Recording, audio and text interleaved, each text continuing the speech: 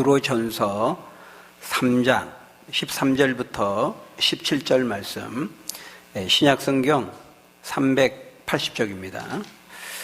380쪽 베드로전서 3장 13절부터 17절 한 절씩 교독합니다. 제가 13절을 읽습니다. 또 너희가 열심으로 손을 행하면 누가 너희를 헤아리요?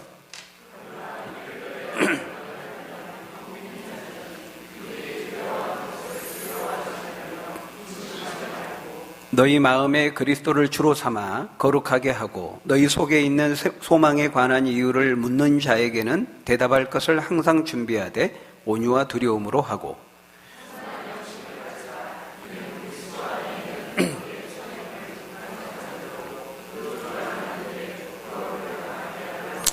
같이 읽겠습니다.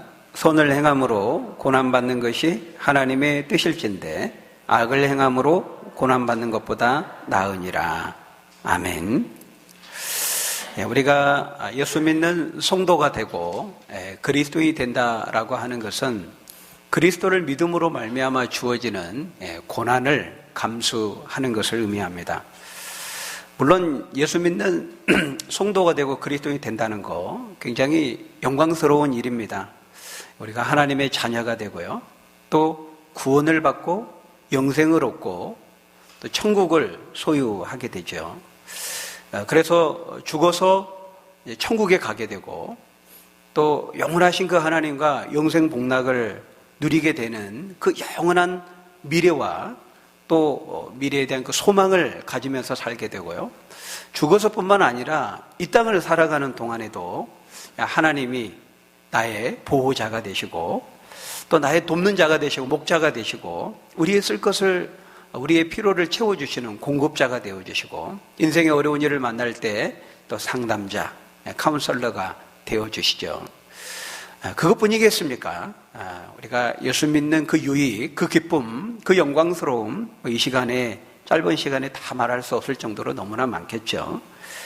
그럼에도 불구하고 성경은 또 한편 우리에게 말씀한다는 거예요. 예수 믿는 그 영광스러움이 그토록 많은데 또 그와 동시에 성경은 예수 믿는 성도로서 그리스도를 살아가면서 반드시 그 길에 고난이 있게 된다는 사실을, 그 영광스러움을 말씀함과 동시에 그 고난이 있을 것을 또한 동시에 말씀하고 있다는 거예요.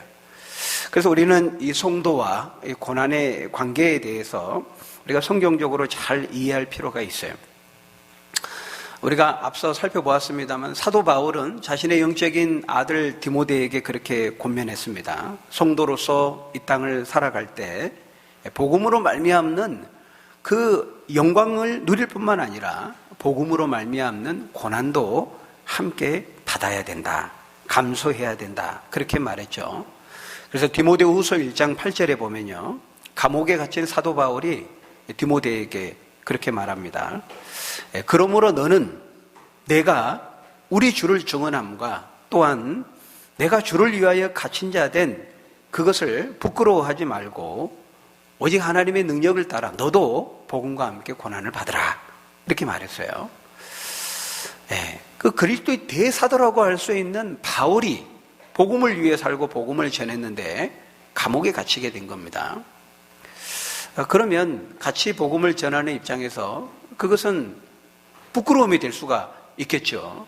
예수님을 위해서 복음을 위해 살았는데 결국 주어진 게 감옥에 갇히게 되었다. 부끄러울 수 있지만 바울은 자신이 감옥에 갇힌 것 때문에 절대로 부끄러워해서는 안 된다, 그렇게 말한 것입니다. 왜냐하면 주를 위해서 갇힌 것이기 때문에, 다른 일 때문이 아니라 주를 위해 살다가 주를 위해 복음을 전하다가 감옥에 갇혔기 때문에 그것은 전혀 부끄러워할 것이 없다, 그렇게 말하고 있어요. 정말 부끄러운 짓을 했거나 잘못된 처신과 행동을 해서 감옥에 갇히게 되었다면 그것은 당연히 수치고 부끄러운 일이 되겠지만, 주를 위해서 갇힌 자 되었기 때문에, 복음을 위해서 그렇기 때문에 절대로 그건 수치가 아니고 부끄러워할 것이 아니다. 오히려 너도 나와 같이 그 복음을 위해 살다가 고난을 받으라, 이렇게 말했던 것이죠. 여러분, 우리가 참 오늘날에 그런 일이 많잖아요. 성추행하고 성폭행하고 자신에게 주어진 어떤 지위와 권력을 이용해서 남용해서 뇌물을 받고 죄를 짓고 그러다가 이제 감옥에 갇히는 그런 경우가 얼마나 많이 있습니까? 이제 그것은 부끄러운 일이죠. 그것은 수치스러운 일이죠. 그러나 사도 바울의 경우는 지금 그런 게 아니라는 거예요. 주를 위해서 갇힌 자 되었다. 주를 위해서 복음을 위해 살다가 감옥에 갇히게 되었기 때문에 절대로 부끄러워하지 말고 너도 나와 같이 바로 이 의를 위해 살다가 복음을 전하다가 말씀을 전하다가 함께 고난을 받으라 이렇게 말하고 있는 것이죠.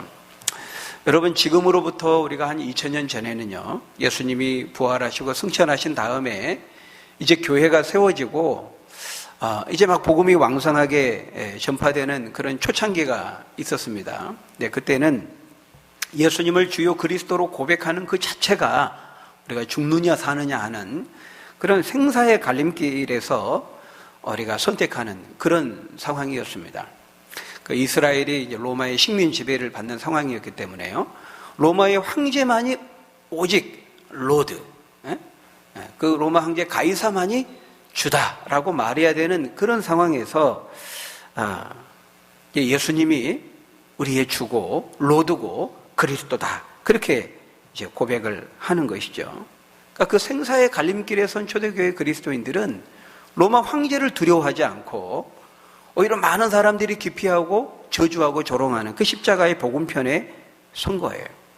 그래서 누가 뭐라고 한다 할지라도 나는 예수님만이 나의 주님이시고 나의 로드고 그리스도입니다. 나는 그분을 믿습니다. 그렇게 고백한 것이죠. 그러니까 복음과 함께 고난을 받는 정도가 아니라 사실은 죽음까지도 염두에 둬야 하는 그런 상황이었다는 거예요. 그런데 여러분 오늘날 우리는 어떻습니까? 과연 여러분들은 복음과 함께 고난받기를 자처하고 있습니까?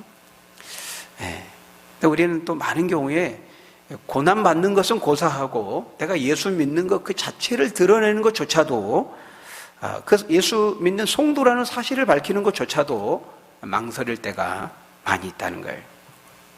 여러분 정직하게 한번 여러분 자신을 한번 돌아보시기 바랍니다.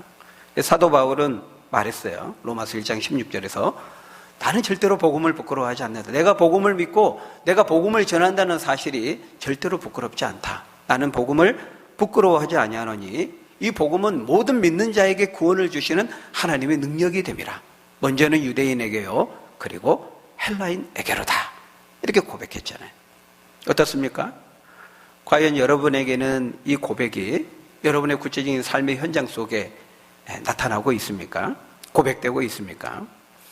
여러분의 학교에서 또 직장에서 또 믿지 않는 사람들과의 만나는 어떤 대인관계 사회생활 속에서 정말 한치의 주저함 없이 내가 그분의 자녀고 그분께 속한 사람이라는 것을 고백하고 있느냐 하는 것이죠. 많은 경우에 우리는 주님을 위해서 조그마한 고난도 감수하려고 하지를 않습니다. 주님을 위해서 조금도 부끄러움을 받으려고 하지 않죠. 전도할 때나 또 기도, 심지어 학교 구내식당, 또 직장에서 그런 식당에서 이제 식사할 때, 믿지 않는 사람들과 같이 식사할 때요. 그 식사 기도마저도 부끄러워서 또 창피해서 하지를 못하는 사람이 있습니다. 그게 지금 우리 한국교회가 처한 우리 한국교회 성도들의 현실입니다. 그 식사 기도 그 짧은 거, 몇 초 안 되는 거, 그것도 창피해서 부끄러워서 자신을 드러내지 못하고 기도를 못하는 거예요. 기도는 하는데 아주 간단 명료하게 3초 만에 해치우고 맙니다. 3초 만에. 그것도 3초 기도하기 전에 이제 좌우 전방을 예의주시하고 정찰을 딱 한 다음에 보는 사람이 있는가 없는가 해가지고 3초간에 후딱 해치우고 마는 것이죠. 이제 그것도 이제 누가 또 볼까봐 이제 두 눈을 감는 것은 불안해요. 누가 볼 것 같으니까 한쪽은 감고 한쪽은 살짝 힐눈을 뜨고 기도하는 그런 경우도 있다 그래요. 또 어떤 사람은 아예 대놓고 나는 이제 눈 뜨고 기도합니다. 그러면서 하는 말이 기도는 마음이 중요하지 눈을 뜨고 하느냐 감고 하느냐가 중요한 건 아니잖아요. 그렇게 말하죠. 말은 맞습니다. 말은 맞는데 정말 그렇게 그것 때문에 그렇게 하는 것인지는 의문이죠. 여러분 우리가 이제 그런 상황에서 그런 수준이라면 대학교 들어가서 우리 학생들이 뭐 MT라든지 또 우리 직장인들이 회식 자리에서 나는 경건의 이유 때문에 술을 하지 않습니다. 나는 그리스도인입니다. 이렇게 말하는 거 기대할 수 없겠죠. 물론 이제 술에 대한 그 자체도 제가 또 여러 번 다른 것을 말씀드렸으니까요. 자신을 드러내는 거, 내가 하나님께 속하는 사람이고 자신의 어떤 성도로서의 정체성을 드러내는 그 자체를 꺼려하고 부끄러워하고 깊이 하는 것이 오늘 우리의 현실이라는 거예요. 왜 그럴까? 그것은 내가 그렇게 했을 때 사람들이 어떻게 생각할까? 이제 그것이 두려운 것이죠. 오늘 본문에 베드로 사도도 동일한 말씀을 하고 있어요. 우리 읽었던 13절, 14절의 말씀, 우리 두 절을 다시 한번 같이 읽어볼까요? 13절, 14절 시작. 또 너희가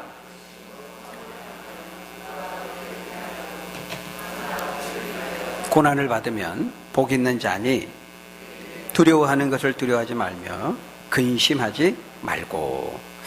여기 보니까요 14절에 의를 위하여 고난을 받으면 복 있는 자요 그들이 두려워하는 것을 두려워하지 말라 그렇게 말씀합니다. 여기 그들이라고 하는 건 누굴까요? 믿지 않는 사람들을 말합니다. 여러분들의 믿지 않는 선배 또는 친구, 믿지 않는 직장의 어떤 동료, 상사 뭐 이런 사람들이 해당이 되겠죠. 근데 그들을 두려워하지 말라고 말하고 있어요. 무엇보다 여러분 먼저 그들 앞에 해야 되는 것은 열심으로 선을 행하라고 말하고 있어요. 그 열심으로 선을 행하면 누가 너희를 헤아리요 그렇게 말씀합니다. 그래서 우리가 믿지 않는 사람들에게 먼저 열심으로 선을 행해야 됩니다. 그 선이라고 하는 것은 뭐가 선입니까? 하나님의 말씀을 따라 행하는 것이 선이죠. 하나님 말씀대로 행하는 것. 근데 그 하나님 말씀대로 행하는 것은 대부분 윤리적인 모습으로 나타나기 마련입니다. 그 윤리적인 모습은 뭘까요? 이웃을 사랑하는 거겠죠. 다른 사람들을 돕고 어려운 처지에 있는 사람들을 도와주고 또 굳은 일, 힘든 일이 있으면 낙심하거나 좌절하지 말아라. 그것이야말로 하나님 앞에 복 있는 자다. 그러므로 너희는 그들이 두려워하는 것을 두려워하지 말며 근심하지도 말라. 이제 그렇게 말씀하고 있는 것이죠. 여러분 우리가 살아가는 이 세상에는 참 부조리하고 불합리한 것들이 참 많습니다. 의를 위해 살고 착하게 살고 좋은 일을 행했는데 그것에 대해서 오히려 칭찬이 주어지고 상이 주어지는 것이 아니라 오히려 오해와 또 비난과 고난이 주어질 수도 있다는 거예요. 왜 그런 일이 생길까요? 이 세상이 세상이 죄악이 관영하기 때문에 그렇습니다. 사람들 속에 죄가 있기 때문에 그 죄로 인해서 이 땅에는 이게 인력과 출력이 상식적으로 다 이렇게 돼야 되는데 정상적으로 돼야 되는데 비정상적으로 되어 때가 있다는 거예요. 부조리하고 불합리한 일들이 있을 수 있어요. 그래서 거기 17절에 보십시오. 뭐라고 말합니까? 선을 행함으로 고난을 받는 것이 하나님의 뜻일진데 아니 선을 행하는데 왜 고난이 주어집니까? 이해하기 어려운 것이죠. 선을 행하면 칭찬이 주어지고 좋은 일이 생기고 상이 주어지고 그래야 되는데 선을 행하였는데 고난이 주어질 수가 있다는 거예요. 여러분 우리가 직장 생활에서도 그렇고요. 또는 우리가 사실은 교회 안에서도 그럴 수 있습니다. 직장 생활에서 열심히 일을 합니다. 최선을 다해서 나의 전원을 바쳐서 땀과 열정을 다 바쳐서 열심히 일을 하죠. 그러면 당연히 인정해주고 칭찬해주고 또 정당하게 평가해줘야 되는데 그런 것이 아니라 오히려 오해와 비난을 받고 그렇게 열심히 직장생활을 할수록 다른 동료로부터 고난이 주어집니다. 왜 그럴까요? 너무 열심히 일하니까 너무 또 탁월하니까 그렇게 되는 거예요. 질투하고 시기하는 인간의 죄된 본성이 작동을 하는 것이죠. 여러분 교회에서도 그렇습니다. 교회 안에서도 그런 경우가 있어요. 우리 교회 말고 다른 교회, 저기 멀리 있는 교회. 교회에서 열심히 봉사하고 신앙생활하고 헌신하고 그러는데 일반적으로는 대부분 다 그걸 칭찬합니다. 인정해주고. 근데 아주 어떤 경우에 그렇게 의를 행하다가 고난을 받고 선을 행하다가 고난을 받는 경우가 있다는 거예요. 여러분, 다윗이 왜 사울의 죽음의 위협을 받으면서 도망다녀야 했습니까? 사울이 왜 다윗을 죽이려고 했죠? 사울은 천천히고 다윗은 만만이라. 다윗이 싸우면 나가면 다 이기는 겁니다. 그러니까 백성들이 다윗을 굉장히 칭송하죠. 다윗이 너무 탁월하고 너무 능력이 뛰어나고 너무 모든 것을 잘하니까 그렇게 되는 겁니다. 다윗이 어떤 잘못을 해서 그런 것이 아니고요. 사울의 시기심, 질투심이라고 하는 그 죄된 본성 때문에 그렇게 되는 것이죠. 예수님도 마찬가지입니다. 예수님도 단 하나라도 나쁜 거 하신 적이 있습니까? 다 좋은 일, 착한 일, 선한 일, 의로운 일을 행하셨는데 결국 사람들이 예수 십자가에 못 박아 죽여버렸거든요. 너무 의로우니까, 너무 선하니까 그렇게 고난을 당하고 죽게 되는 것이죠. 이처럼 이 세상에는 죄로 인한 이런 부조리와 불합리한 일들이 있을 수 있다는 거예요. 그러나 여러분, 그럴지라도 뭐라고 말씀하고 있어요? 그러니까 손을 행하지 말라고 말씀합니까? 아니죠. 그럴지라도 너희는 더 열심히 선을 행하면 누가 너희를 헤아리요. 꼭 그러한 경우가 있어서 우리가 의를 위해서 고난을 받게 되는 일이 있다 할지라도 그것이야말로 뭐라고요? 하나님 앞에 복 있는 자이니 너희 세상 사람들이 두려워하는 것을 두려워하지 말고 그들을 두려워하지도 말고 근심하지도 말라 이렇게 말하죠. 왜 그럴까요? 네. 따라갑니다. 하나님이 살아계시기 때문입니다. 네. 살아계신 하나님께서요 다 보시고 다 알고 계시기 때문인 것이죠. 네. 그러니까 하나님이 안 계시다면 우리가 무엇 때문에 의를 위해서 고난을 당하고 그 억울한 일을 당했는데도 참고 인내하고 그럴 필요가 없다는 거 우리 앞에서 이미 보았습니다. 그러니까 여러분들이 만약 믿음으로 사는데 선을 행하는데 의를 행하는데 거기에 고난을 받게 된다. 그러면 그 두려워할 것이 아니라 오히려 기뻐하라. 주님을 위한 고난이기 때문에 기뻐하라. 반드시 하나님께서 그에게 복을 주실 것이다. 하나님 앞에 복이 있는 자다 이렇게 말하고 있어요. 이 복이 있는 자 이 말은 하나님께서 그를 복되게 하시고 축복해 주신다고 하는 그 약속의 표현입니다. 우리가 이 말씀은 앞에서 바로 그 앞에서 2장 19절에서도 거의 비슷한 말씀이 나왔어요. 그 2장 19절에 보면 주님 때문에 복음 때문에 부당하게 고난을 받아도 하나님을 생각함으로 슬픔을 참으면 이는 아름다우나 죄가 있어 매를 맞고 참으면 무슨 칭찬이 있으리요? 그러나 선을 행함으로 고난을 받고 참으면 이는 하나님 앞에 아름다운 것이다. 이렇게 말했죠. 그러니까 하나님 앞에 아름답다는 말은 하나님께서 그러한 자를 반드시 그냥 내버려 두시지 않고 함께 하시고 도와주시고 갚아주시고 축복해 주신다는 것을 말씀하고 있는 거예요. 그러니까 여러분 우리가 그런 상황에 처했을 때 절대로 그 믿지 않는 사람들이 두려워하는 것을 두려워하지 말고 근심할 필요도 없는 것이죠. 여러분이 믿음으로 행했는데 말씀을 따라 행했는데 의를 위해서 행하였는데 어떤 그런 고난이 주어진다.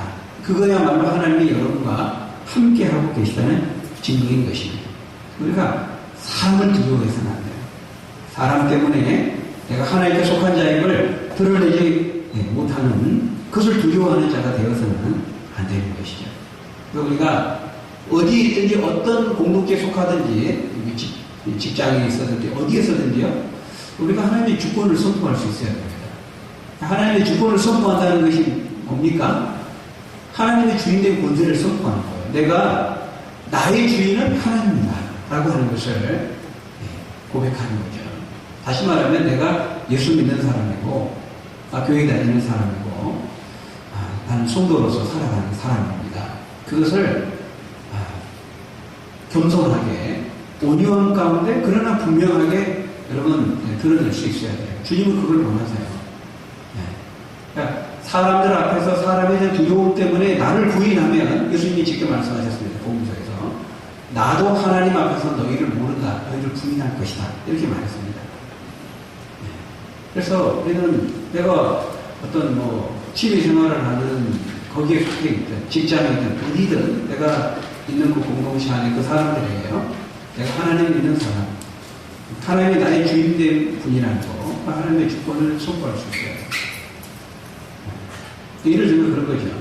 처음에 소개할 때가 또 나중에 꼭 처음에 소개할 때 말하지 않더라도 자연스럽게 나중에라도 나는 하나님께서 이 세상을 창조하신 것을 믿고 또 이 세상을 다스리심을 믿고 그분이 보낸 예수 그리스도를 믿는 성도입니다.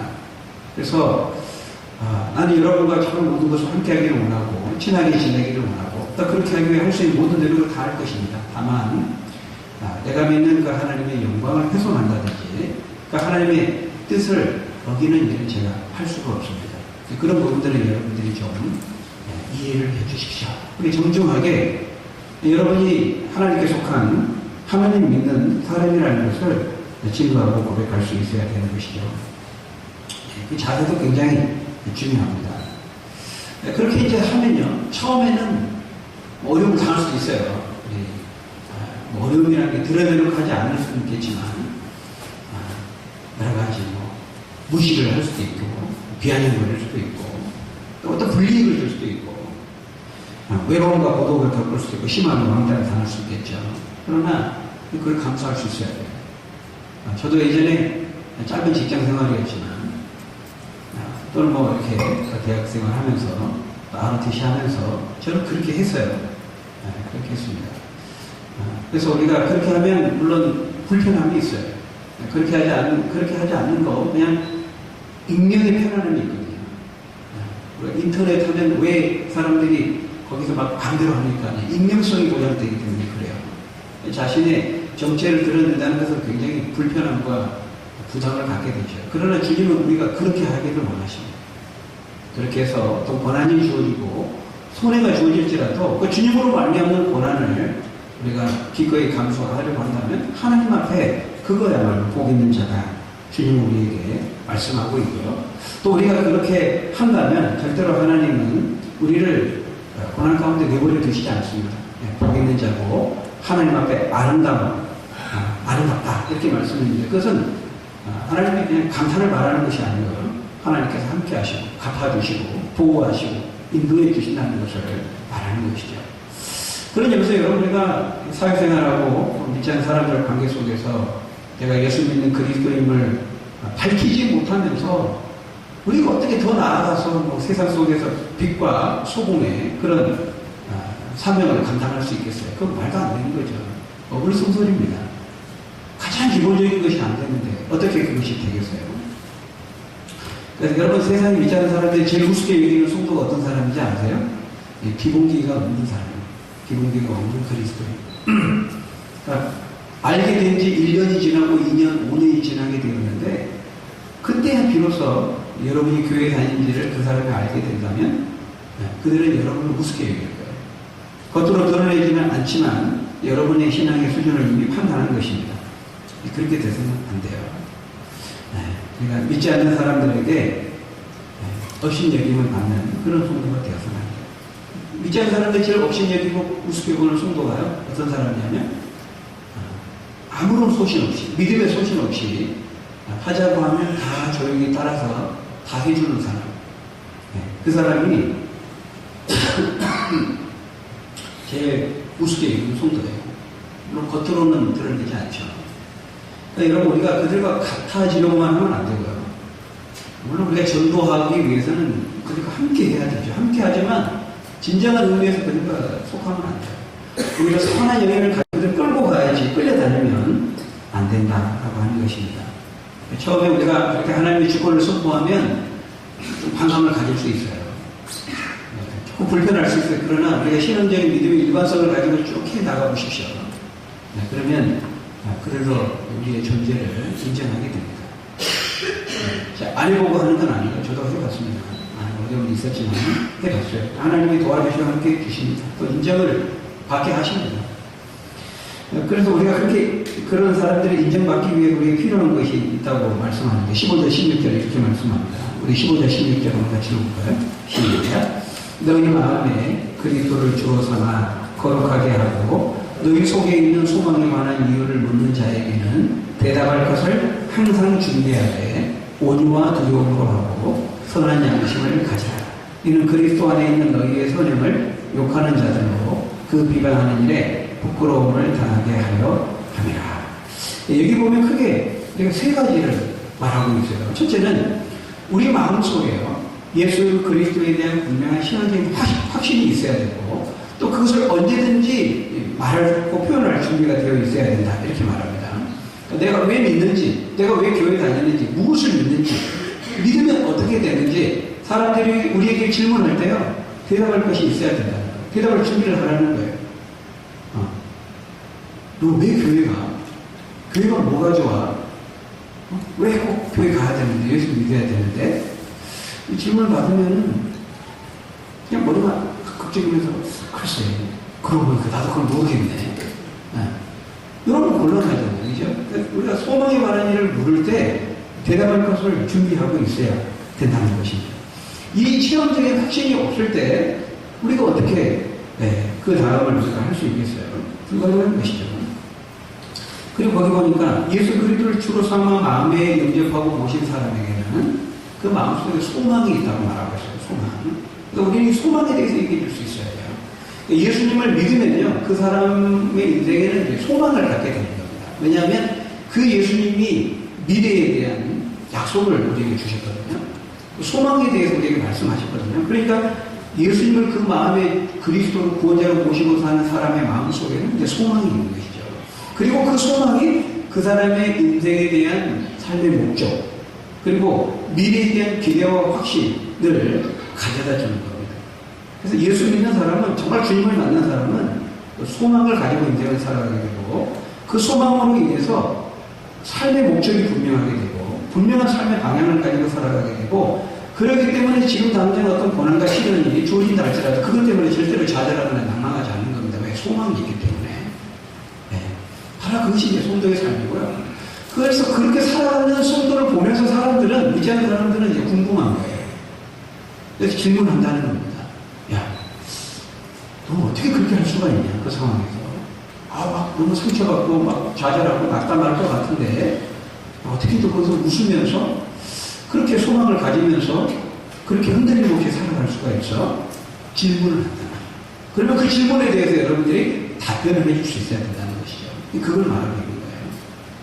두 번째, 그것을 말해줄 때 우리의 태도가 온유함을 잃지 않아야 된다는 거예요. 여러분, 우리가 그들에게 우리 소망에 관한 얘기를 말해주는 그 내용도 중요하지만은 그것을 어떻게 말하는지 그 방법과 자세와 태도 역시도 중요하다는 거예요.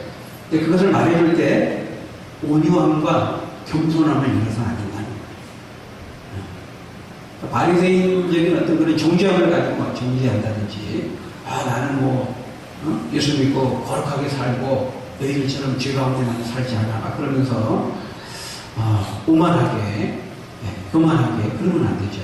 성도들은 할 수 있는 최대한 정중하게 예의를 갖추면서 온유하고 부드럽게 그렇게 말해줘야 돼요. 그러나 분명하게, 확신 있게, 담대하게 말할 수 있어야 되죠. 그리고 세 번째는 뭡니까? 우리의 행실과 삶이 그들에게 도전과 감동을 줄 수 있을 만큼 본이 되어야 한다라는 거예요. 우리의 선한 양심과 행동과 삶이 오히려 그들을 부끄럽게 만들 수 있어야 된다라고 말하죠. 그러니까 그들이 우리를 보면서 부끄러움을 느끼게 해야 된다는 것입니다. 윤리적으로. 삶의 모든 부분에 있어서. 또 우리가 가지고 있는 양심에 의해서.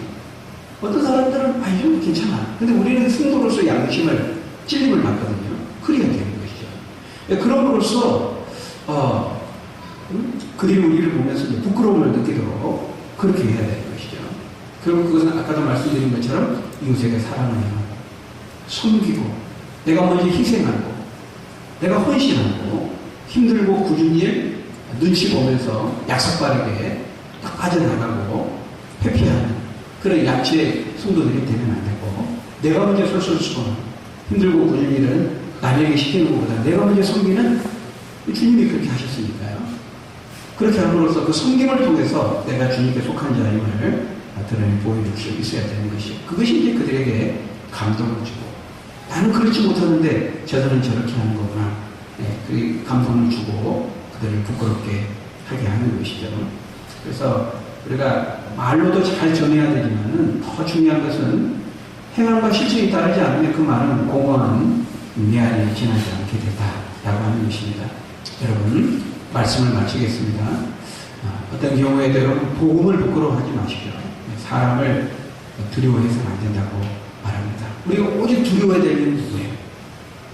저는 예수님의 이 마태복음 10장에 하신 이 말씀이 읽을 때마다 또 들을 때마다 볼 때마다 너무 참 힘이 돼요. 뭐라고 말씀했습니까? 마태복음 10장 28절에서 몸은 죽여도 영혼은 능히 죽이지 못하는 자들을 두려워하지 말고 그 몸과 영혼을 지옥에 멸하실 수 있는 일을 두려워하라. 제자들에게 복음을 전할 때 관원들에게 붙들려서 권세자들에게 붙들렸을 때 절대로 두려워하지 말라는 거예요. 설사 그들이 너희의 육체를 죽일 수 있을지 몰라도 하나님은 몸과 영혼을 지옥에 멸하실 수 있는 분이다. 그들을 두려워할 것이 아니라 하나님을 두려워해야 된다. 오직 하나님만 두려워하고 하나님만 경외하고 그분이 하신 하나님의 말씀만 두려워하라고 말하고 있습니다. 여러분, 하나님을 경외하고 하나님을 진정으로 두려워하고 하나님의 말씀을 두려워하면요 세상에 그 어떤 것도 두려워할 이유가 없게 되는 것이죠. 그래서 우리가 담대하게 살아갈 수가 있는 것입니다.